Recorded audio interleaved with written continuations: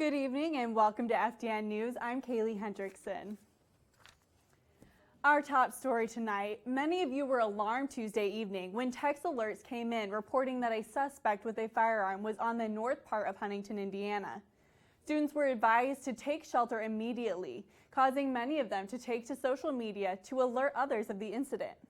Because there wasn't a lot of information at the time, not all the posts were factual and many rumors started. During this time, HU went on a lockdown for safety precautions. According to news outlets in Fort Wayne, it all started because Tyler Sellers shot a vehicle at an intersection on the north end of Huntington. A woman called police, which ignited a manhunt for Sellers. That incident sparked the text alert, which was met with mixed emotions from many of you.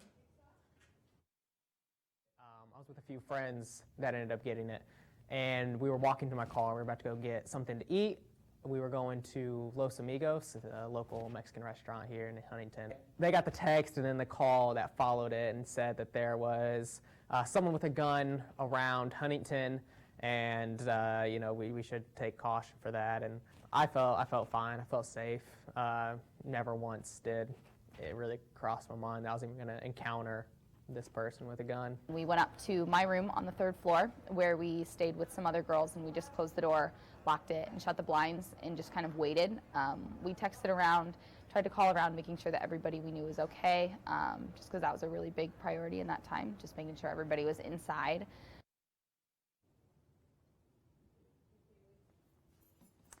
Earlier yesterday morning, Huntington police say Sellers shot at an employee inside a Phillips 66 convenience store on Jefferson Street. Emergency crews took that person to the hospital. Police spotted Sellers' vehicle and started a pursuit on Highway US 24. Officers say Sellers crashed into a police vehicle and shot himself. He died later that day from a self-inflicted gunshot wound. Another concern this week for Huntington residents, the weather. Freezing rain has caused accidents and school delays and closures this morning, but it appears that this winter weather won't stick around for long. Let's take a look at our weekend forecast. For Friday, it will be partly cloudy with a high of 43 and a low of 36. Saturday will be cloudy and a high of 54 and a low of 39. Sunday will be a high of 44 and a low of 28 and rainy. So don't worry though, the temperature is expected to increase as the week goes on, with the warm weathers arriving this weekend. As many of you may know, February is celebrated as Black History Month.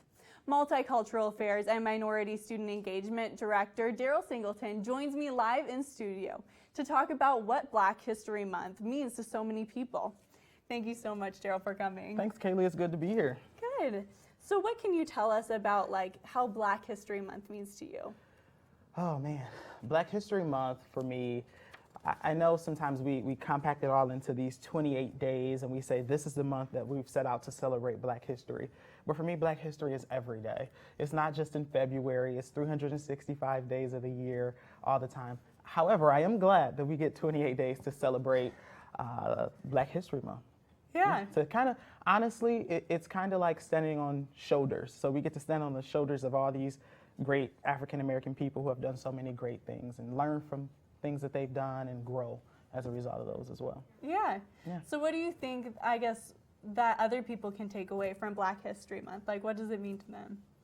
Well, I'm not really sure what Black History Month means to them, but I would say a common misconception is that it's just Black history. But honestly, it's all of our history. It's American history.